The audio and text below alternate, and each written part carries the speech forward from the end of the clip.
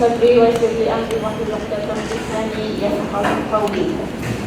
السلام عليكم ورحمة الله وبركاته. I know you are very tired. I am myself quite tired. So please stand up and stretch a little bit. I've been stretching on my chair just now. So please, stand up and just stretch yourself. Let the blood circulate and the oxygen run throughout your body and give you some energy and spirit, inshallah.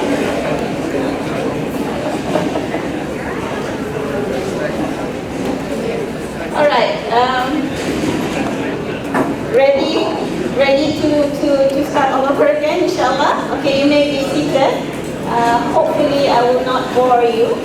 I will try not to bore you, inshallah. Okay, we have been bombarded by so many different things. I hope I'm not going to be bombarding you again, but of course there are so many things that would overlap. And perhaps our rector just now has the bigger picture, and then Prof. Sardi gives one perspective, and maybe inshallah I'll give you the similar things but from another perspective, and so on and so forth, so that at the end of the day we can be able to tie up everything, inshallah. Right, before I begin, just to give a little bit of response to my sifu over there. Assalamualaikum. Yeah, I have you in my contact and I call you Sifu Nasir. Haven't seen you for quite some time. So you're stationed here now? Yes. Okay, alhamdulillah. We were in the same department. So it's good that he was asking that question in a quite fiery way, so that our cells are wakened up a little bit. But my response is, and now his question was Islamization and SDG, where is the hook, where, right? And I think that is our responsibility. We cannot put it on somebody else's shoulder. So all of us have to work into this, and whatever capacity that we have, whatever expertise that we have, we should write something. May not be a book, maybe a manual, maybe a newspaper article, whatever. But do our part, inshallah, and together we all can solve the problems of the Ummah. All right, my task this noon is already not this morning, but this time, is translating the vision and mission of IIUM. Alright, so can you please send the slide?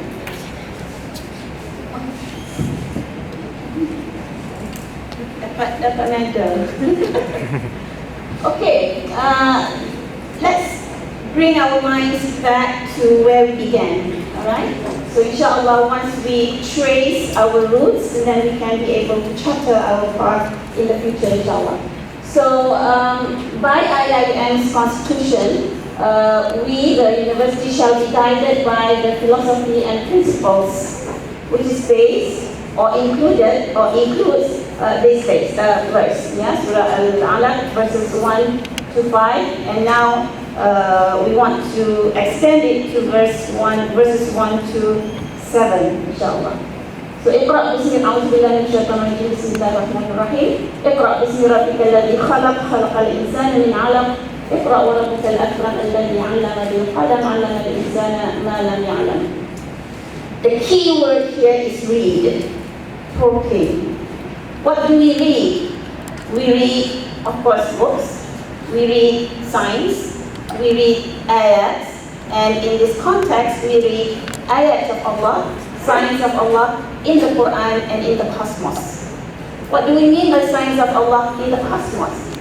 Well, if we study the cosmos, i.e. nature out there, the universes, the sea, the ocean, the trees, the animals, the self, the inner self, society, history, anthropology, sociology, so on and so on and so on and so forth. These are all signs that Allah subhanahu wa ta'ala has put in the universe for us to read and to understand. And knowledge will be gotten from there. So we have to start with attaining knowledge by reading in the full sense of the word. So read, and don't forget, not read by your own whim and fancy, but read in the name of your Lord the Cherisher, who has created. So we have to pursue knowledge in the name of Allah, how He wants it to be pursued, right? And He has created. Why is that? Because He has created all of us and created us from a mere clot of congealed blood. Remember, we came from this useless thing. Don't be like the rector said just now, besar kepala. Yeah, we have to put ourselves in that perspective. We are very small. If even in the Malay sense, we say kalau jatuh di tanah, ayam tak patut, itik tak sudu. Yeah, that is speakable truth, as well as the congealed blood. Proclaim and thy God is most bountiful. He has taught you the use of the friend, taught man that which he knew not. And the verse will continue. Kalla inna al-insana la yatgha an ra'ahu istaghna. And then it will continue also that don't you know that you are going to come back to me, to Allah subhanahu wa ta'ala. Yeah, so in that perspective, we should pursue His knowledge. And this is actually taken from the University Constitution, page 1. Oh, proceed please. Can I have that? So that I can control it myself.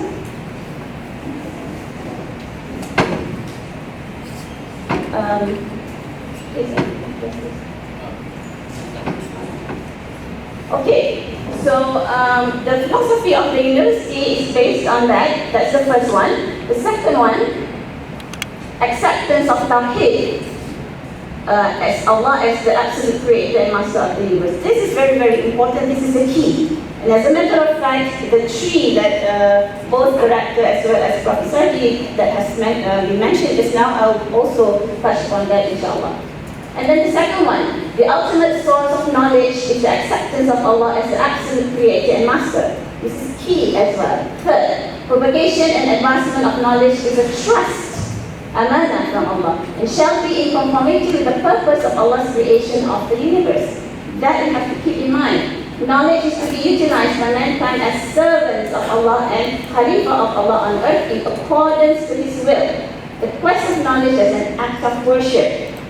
Worship is not just the salat, hajj, zakah and all that, but also quest of knowledge. And as a matter of fact, whatever that we do in our life should be part of ibadah.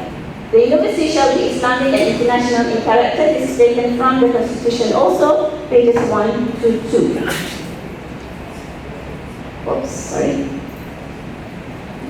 Okay, now this is the university philosophy, which is not, which is what I found on the website, but maybe this needs to be updated because Prof. Kamal spoke to me that something needs to be updated here. But this is what we have. It's very lengthy here, but basically what I have mentioned just now is contained in here, and this is available on the website, and you can just look at this one. Alright, so to sum up everything in terms of the philosophy, we have knowledge right there. Whoops! What happened? Oh, what happened just now to the right place happening to me? Okay, we have knowledge again. Yeah, can I use this? Knowledge over there. The propagation must be in the spirit of Tawheed, utilized as servants of Allah and viceroys of Allah, in according to His will. His will. A trust, amanah from Allah, a quest that is an act of worship, and leads to recognize Allah Ta'ala as the creator and master, and the apex of everything is Ma'rifatullah. That's where we are heading. Therefore, whatever that we teach, we learn, we teach should lead there. If it's not leading there, then we haven't taught anything. Yeah? So our knowledge propagation, our knowledge acquisition, our knowledge sharing must lead to that apex. Yeah? The highest level of knowledge is the writing and the deep knowledge of Allah subhanahu wa ta'ala with acquaintance with Him. Alright, our vision, I have to go very quickly because this is repetitious. This is taken from our constitution again, page 2, and Professor G has dealt with this, so I'll just skip that. But this can be translated as the vision which is inspired by the worldview of Tawheed. 1, the unity of knowledge. 2nd, and third, the concept of holistic education in Islam, which comprises all of this, which what Professor G has shown as well as the rector has shown, that this is another perspective to it. At the center there we have educational excellence. This is where comprehensive excellence comes in. Educational excellence First is to revitalize the intellectual dynamism of Islam and the Ummah.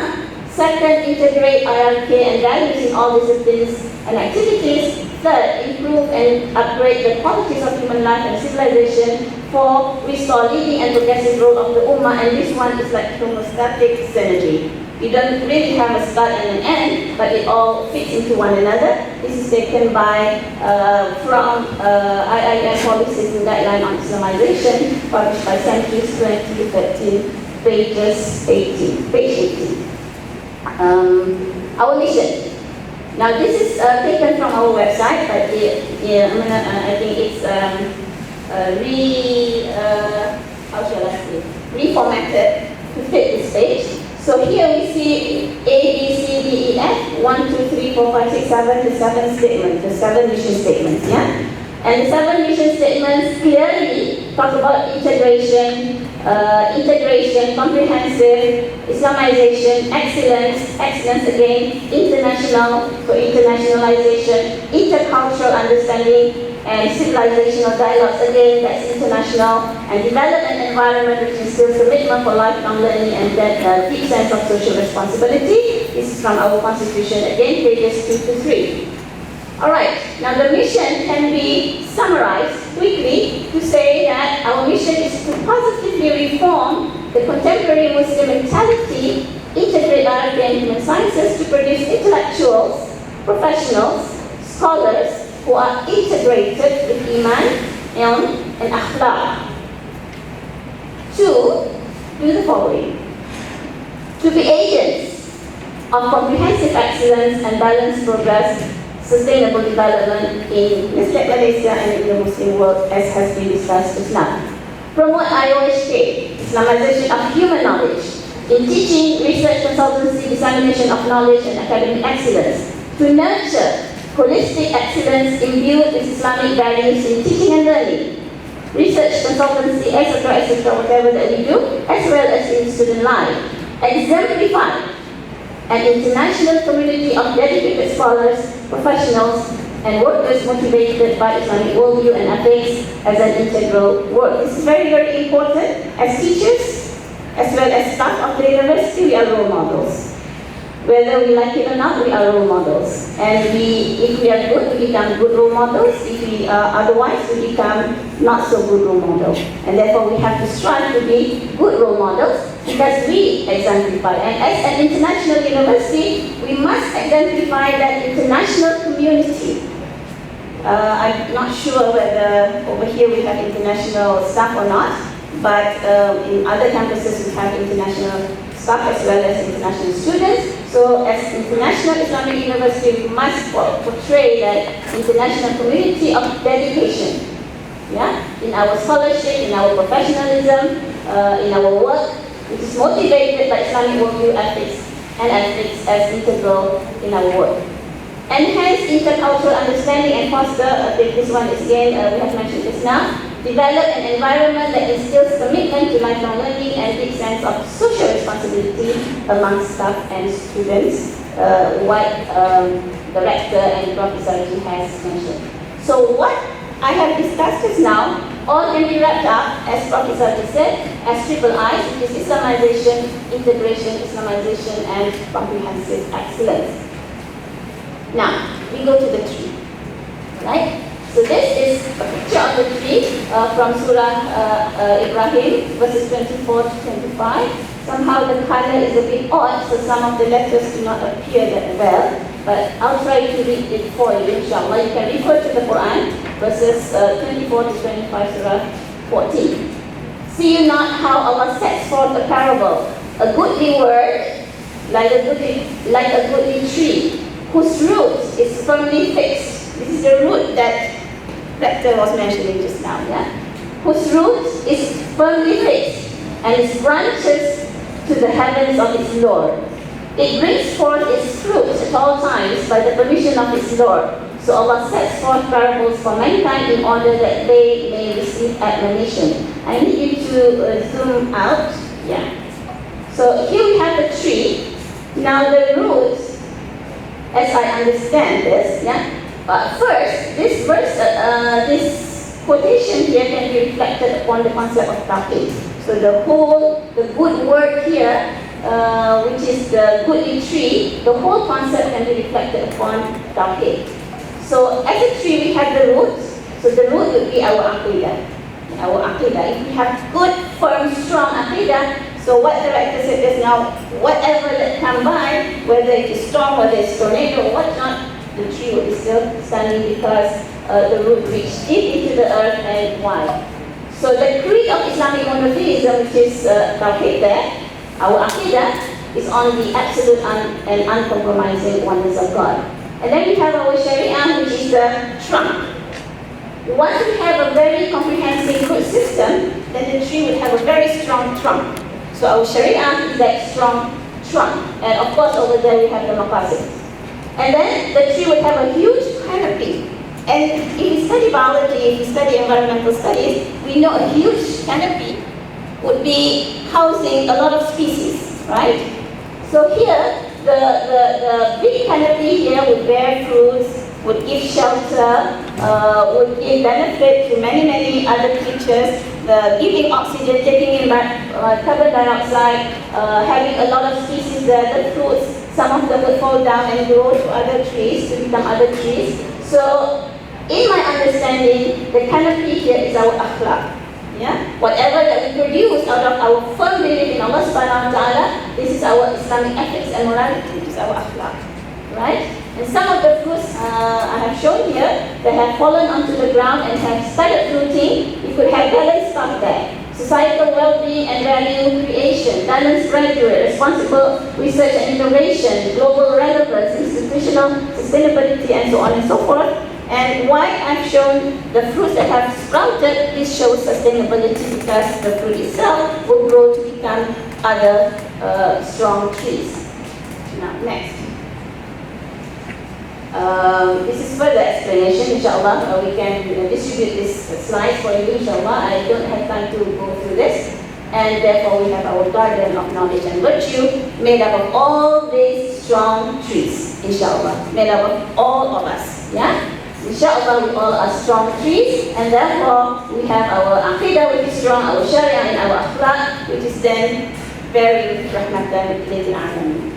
Alright? And we have that triple eyes there to consolidate the structure of the garden, inshallah. Alright, next. So ayah and constitutional provision then have it that the university's mission and vision, or vision and mission, would be operationalized through Islamization. So Islamization, to my understanding, is a big umbrella where everything comes in. Alright? We have Islamization, integration, internationalization, comprehensive excellence, and then we have the ilm, amal, and hal, what Rafi Sarji has explained just now. Ilm, amal, and hal is actually a concept by Al-Ghazali. Ilm is knowledge, amal is doing, and hal is being, which is you internalize all of the values that you have learned and done and practiced. Okay, so Islamization, number one. What is it? Islamization is the necessity of Muslims to live, work, and act according to the aqidah, sharia, and akhlaq of Islam. Very simple definition. To achieve the goals of hasanah fid dunya and hasanah fil akhirah. Readiness and openness to recognize, acknowledge, adopt, adapt. Adopt is something, adapt is something else. Yeah? To adopt things that we can adopt, to adapt most of the times. Anything that is in harmony with and not opposed to the worldview, principle, values, and norms of Islam. Meaning whatever is in line with Islam, we take. And we adapt a little bit, or adapt a lot. Inclusivity. The rector said about inclusivity, and inclusivity is also part of Islamization. Lastly, to be in accordance, in harmony, or agreeable with the values and norms of Islam, even if it originates from outside the fold of Islam. We have been having a lot of discussions. We have traveled a little bit, to the world. When we go to Japan, for example, we see a lot of Islamic values there, right? Cleanliness. When we see the parade, the longtang in Japan, we see koi fish.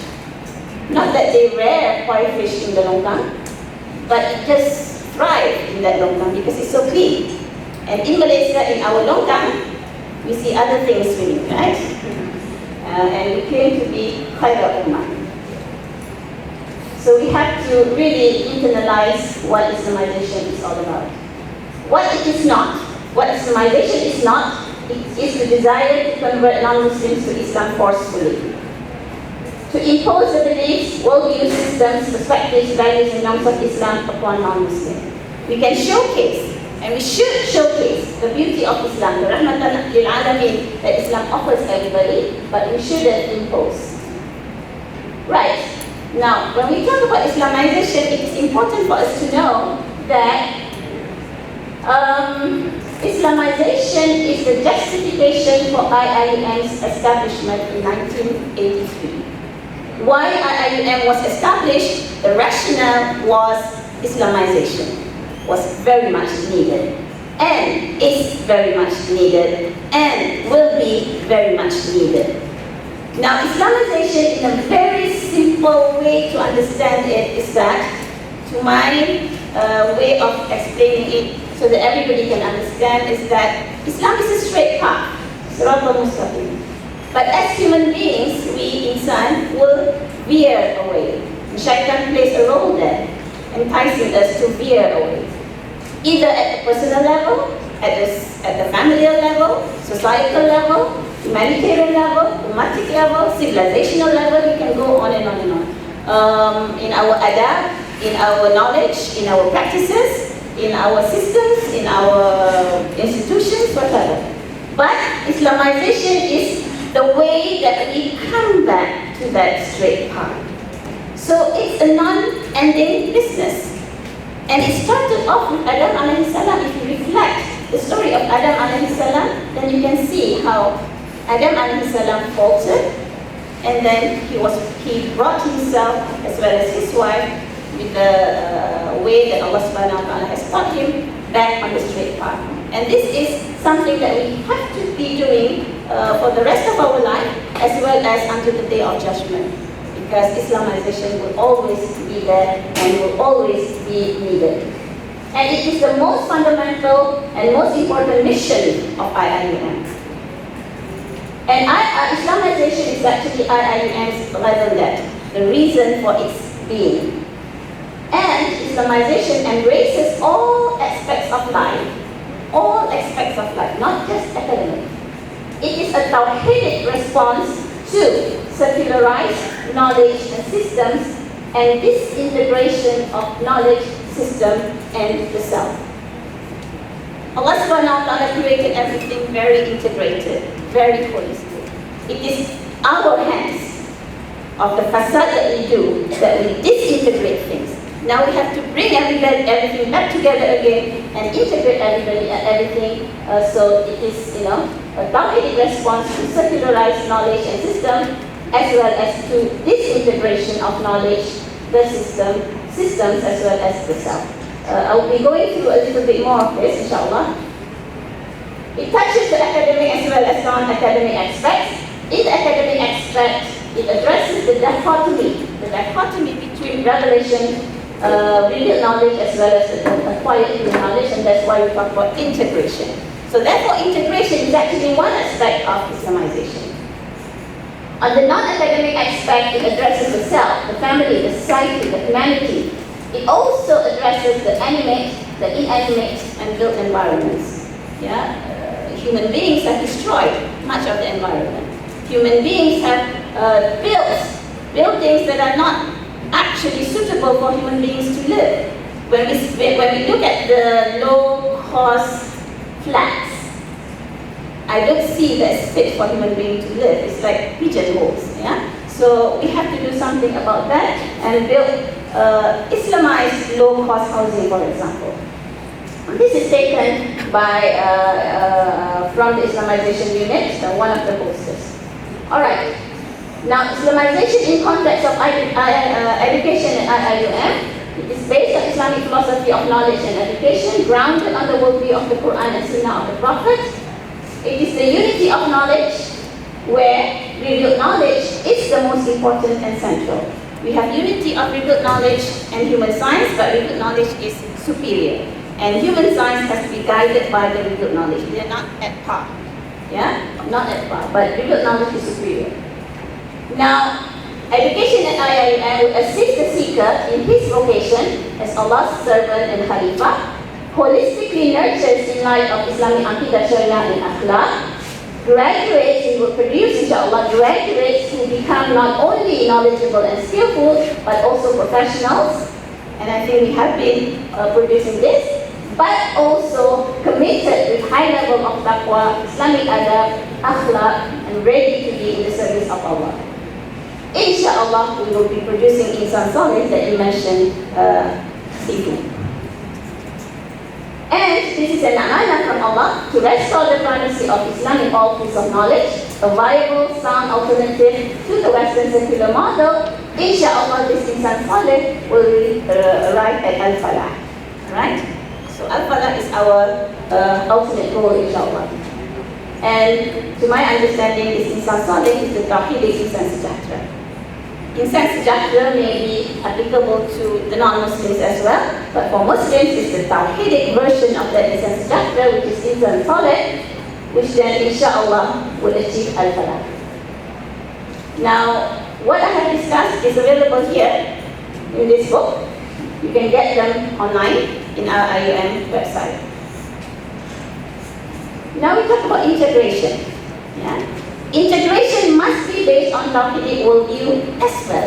It is not taking a bit of this, a bit of that, a bit of those, and a bit of whatever, put it together like a salad. No. Yeah? It has to be based on Tawheed as well. And what do we integrate? Number one, academic. Number two, the self. Number three, the non-academic. In the academic, revelation and reason. We integrate the two. With revelation being the superior guidance, we have inter-transdisciplinary systems. And then the self.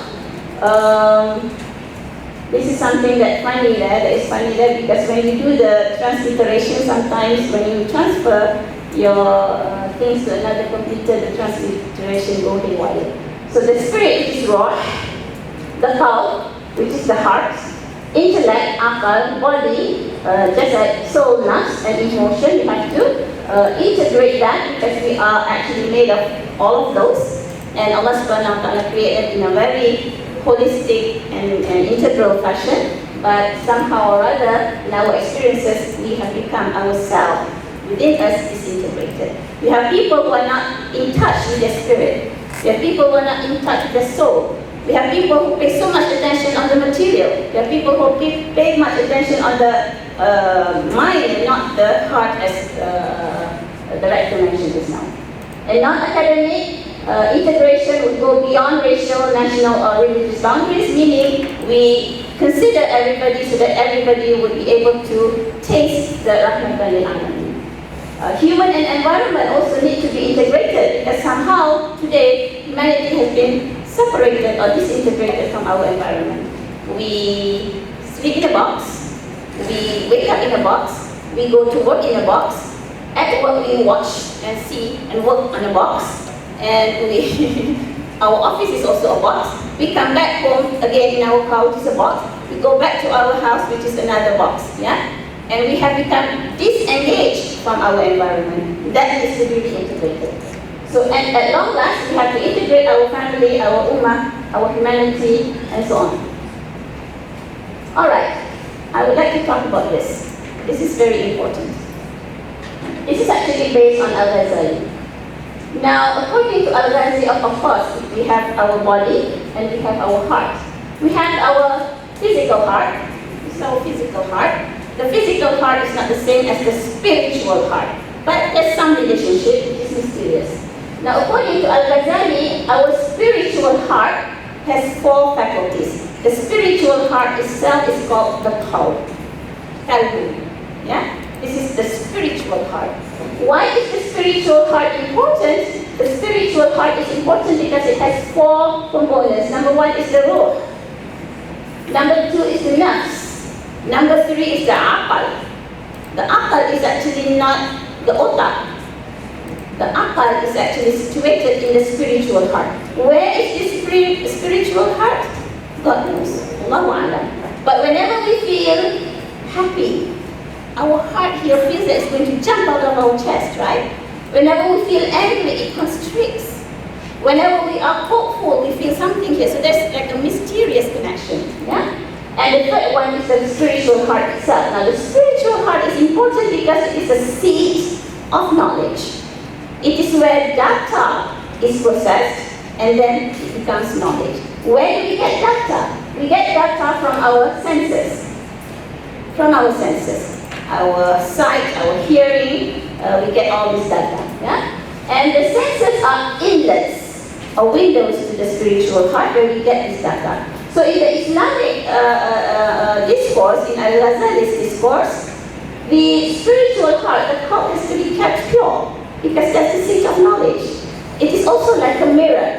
And when our mirror is clean, we can see and reflect well. But when our mirror is dirty, then we cannot see very well. We cannot see the signs of Allah. We mentioned this now. We have, in Iqra, in knowledge acquisition, we have to read signs of Allah. But if our spiritual heart is polluted, then we cannot reflect on the signs clearly. So our spiritual heart has to be kept pure. Our senses have to be kept pure through tazkiyatun nafs as well as some disciplines. Yeah? Beginning with the self who seeks knowledge to assist his or her duty as Abd and Khalifa of Allah. This is Islamization should begin with the self. Again, I would like to stress Islamization should begin with the self. Islamic education nurtures the Insan Saleh, or like Dr. Insan Sejahtera just now, through training of the self, mind, emotion, spirit, and behavior in light of Aqidah, Sharia, and Akhlaq. Therefore, the key position of the spiritual heart and the senses. Now, Insan Saleh is he or she, a person who, with strong iman, is fully integrated, holistic, and well-balanced, with high levels of nafs. Instead of nafsul amara, it could be nafsul lawama, or better still, nafsul mutmainna. Fully functioning as ibad and as Khalifa of Allah subhanahu wa ta'ala. Talking Insan Sejahtera, therefore, inshallah, we will be blessed with attaining al-falah. I'll try to speed up, inshallah. Now, I would like to reflect on what Ismail Radi al-Faruqi mentioned. He mentioned that this significance of man, Insan, is indeed cosmic since the whole cosmos itself was created for his sake. Because Allah subhanahu wa ta'ala created everything on the heaven, everything on the earth, and these are all have been subjected for our use. So Al-Faruqi says that the significance of man is indeed cosmic since the cosmos itself was created for his sake. Now reflecting on that, we have also the notion that humankind is the microcosm of the macrocosmos. Human self is the microcosm of the macrocosmos out there. Meaning, the human being is very small. Yeah? Even to the extent that scientists say that we are insignificant because we're very small. In science, we are insignificant. But despite this insignificance in science, but Allah subhanahu wa ta'ala gave us a very huge responsibility and significance, despite our small size. Yeah? Because in our small self, we can reflect, we can think, we can ponder of the macrocosmos out there. Even the reality of the macrocosmos out there is reflected in us. So the duty of a person in Islam is very, very important. And that's why we have this Islamization as our mission, because man is there and Islamization starts with the self and it goes on further trying to Islamize everything that needs to be Islamized, inshallah. Alright, so now we go to internationalization. This is by default because Islam is universal, rahmatan lil alamin. In terms of our vision and mission, it has to be ummatic. It cannot be only for Malaysians. It has to be ummatic, as well as humanitarian, as well as universal, beyond race, national or religious boundaries. Now here I want to go a little bit more in terms of this ummatic. When we are having this ummatic vision or mission, then we have to remember al-wasatiyah. And al-wasatiyah is based on 3 pillars: justice, rightful balance, and excellence. Now the rector just now mentioned about balance, as well as barakah. And he also mentioned about the heart, and alhamdulillah I mentioned about the heart as well.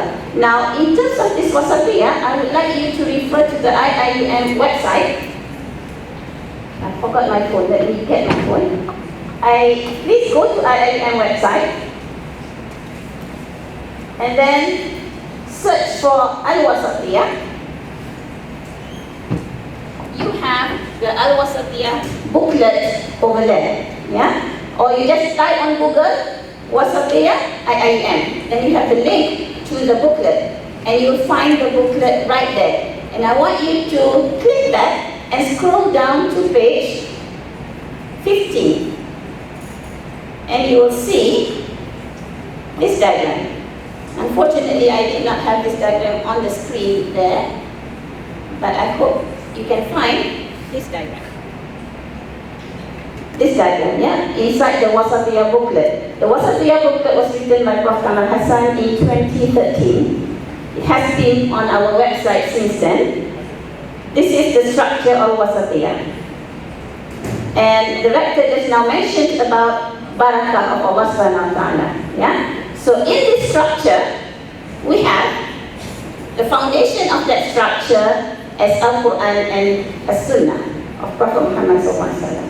Yeah, I hope you can get this. It's there on the website.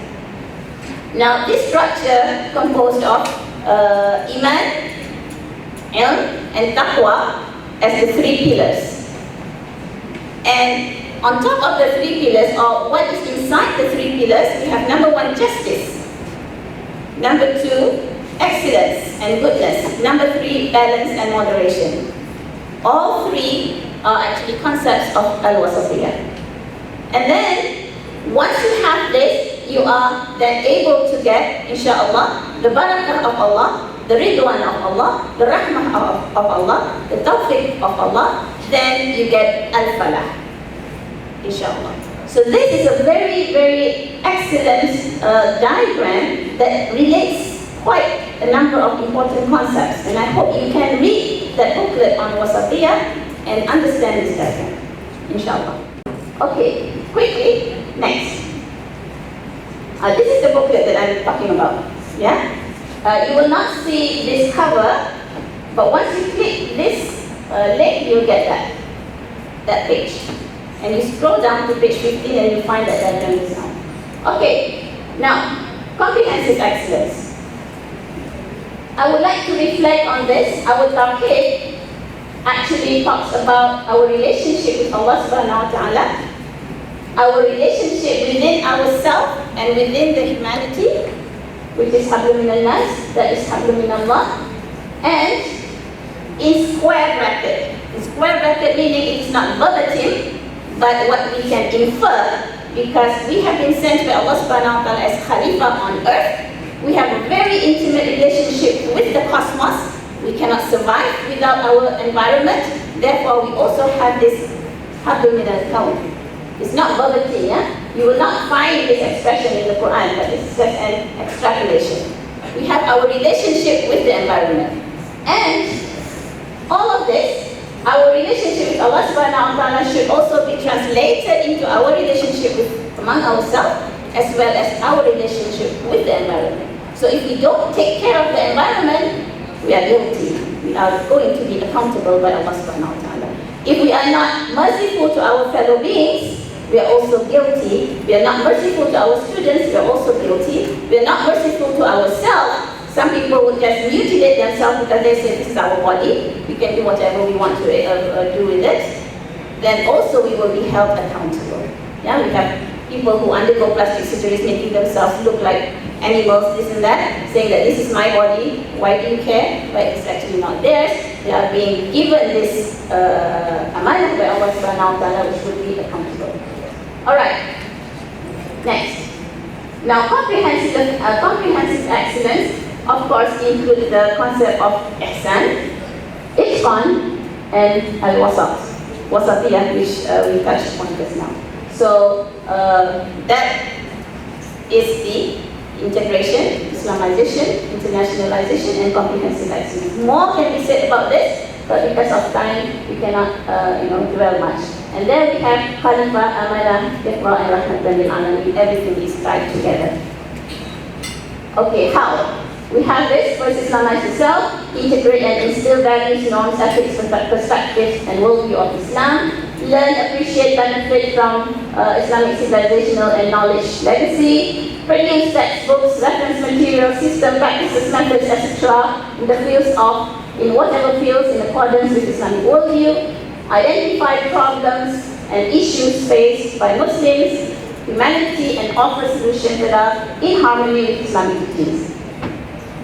We are struggling on this one, produce textbooks. We are still struggling, but we have to keep producing. Alhamdulillah, about 2 years ago, we published Natural Science from the Worldview of the Quran. That's a reference, 3 volumes. Please refer to that if you are teaching science. I myself used to be teaching chemistry and additional mathematics. This is crucial, including problems of SDGs. Yeah? Identify problems and issues faced by Muslims or humanity and offer solutions.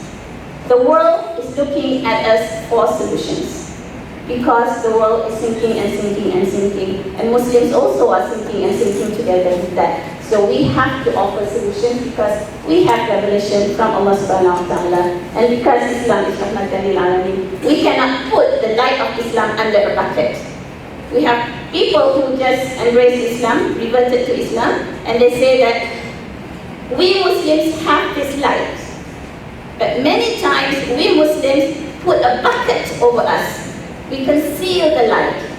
Now when we conceal the light and put a bucket over this light, what happens to that light? This candle light. When you put a bucket over a candle light, what happens? It will be extinguished, right? So if we're not doing our job, Allah subhanahu wa ta'ala will replace us with other people that can do the job. So it is the duty, inshallah. More, but please read up. I don't have time here. We have low necessity, medium necessity, highest necessity. This is also available in the Islamization booklet. I don't have much time to talk about this. Low necessity, what they are, medium necessity, what they are, high necessity, and highest necessity. So this is again high necessity, highest necessity. We all have to know this because Islamization is an inclusive exercise. Everybody can take part, from the lowest necessity to the highest necessity. We do not have an excuse. Everybody has to take part. Whatever that we know, even if you know this bit, we can participate. If you know much more, the responsibility is on us. Alright, example of integration. How much time do I have? Who's keeping the time? I'll be quick. This is an example. This is actually a model that we do in carrying out with the book that I mentioned just now, Natural Science from the Worldview of the Quran. Looks like simple, but actually it's very difficult. 3 steps methodology. Number 1, we have to master the field or the system or that body of knowledge. Having no mastery of it, we cannot qualify. We have to master that. Now, in terms of science, just now that I mentioned, we have been studying science. I have been studying science ever since I was little. I was teaching science, so alhamdulillah, when I took my PhD also, I learned a little bit more than I used to know from professors in Islam, alhamdulillah. So then we master that body of knowledge. Once we master that, we will be able to identify some things that are not in line with the worldview of Islam. Having no mastery, we will not be able to identify. Yeah? So mastery is the prerequisite. Number 1, we will then be able to identify any elements that are incompatible with Islamic worldview. Then we will try to purify that body of knowledge by correcting, redefining, redirecting, repositioning, or perhaps discarding altogether. Example. When we study science, we are actually studying the ayats of Allah, the signs of Allah, but never in our curriculum mentions that Allah is the creator of these signs. Never do we mention that we have to be grateful to Allah. Never do we mention that we have to be accountable to Allah. Allah has been put out of the equation. And this is a great injustice. And that cannot be tolerated. So we have to discard this atheistic concept from the study of science. Yeah? So we have to purify that. And then after purifying it, we have to beautify it and enrich it with relevant Quranic concepts, verses, prophetic traditions, Islamic legacy, etc., etc. Now, integration is not just we take science as is, we put in some verses of the Quran. Usually, when I did my PhD, I studied many textbooks from many different parts of the world. And some scholars, some schools claim that they have integrated science. When we ask for the textbook, alhamdulillah, mashallah, very good textbook. The beginning of the textbook says, Bismillahirrahmanirrahim, alhamdulillah, we have managed to do this, At the end, perhaps, if there is, but usually there's none. But at the end, perhaps they would say, okay, we have come to the end and thank Allah. But in between, we have the conventional way of dealing with science, whereby the scholars that they highlight would be Newton, would be Aristotle, perhaps would be Armstrong, would be whoever. But we haven't highlighted any of the Islamic scholars. So no wonder when our students graduate, they feel very small. What have Muslims done? Nothing. But in fact, they have done a lot. So we have to highlight this. This is the legacy, yeah? But very most important is that we have to purify it, yeah? Purify the body of knowledge. So this is the model that we used when we did that, when we processed that book or worked on that book, Natural Science on the Worldview of the Quran and Introduction, together with Prof. Ahmad. And we also have relevantization, where we have to relevantize Islamic reading knowledge in the contemporary world. We don't have much time to talk about this.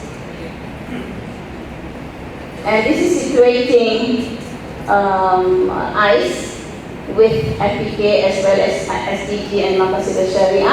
You can situate it in terms of conceptual and operational. You can situate it in terms of physical and geographical positioning, as well as conversations and interconnectivities. But what most important thing is that at the conclusion, we have to seek the Lord Sustainer, as Surah Al-Alaq taught us just now, for His forgiveness, mercy and clemency, to sustain our efforts and struggles on His path, to sustain Muslims and mankind despite our wrongs, to sustain our deen, integrity of life, our intelligence, of the future generations, of our resources. This is Maqasid al-Sharia, as well as, and very much so, importantly, that many people don't talk about, but Prof. Kamal mentioned very often, always actually, to sustain our Sejahtera to the hereafter.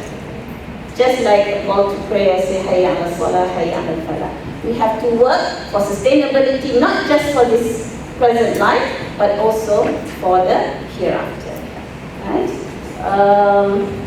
I hope I have been able to deliver the message, although being rushed, but I hope I have done justice to the topic. And whatever is good is from me, whatever is not is whatever is good is from Allah subhanahu wa ta'ala, whatever is good is from my own weaknesses. I end with Assalamu alaikum wa rahmatullahi wa barakatuh, unless you have questions.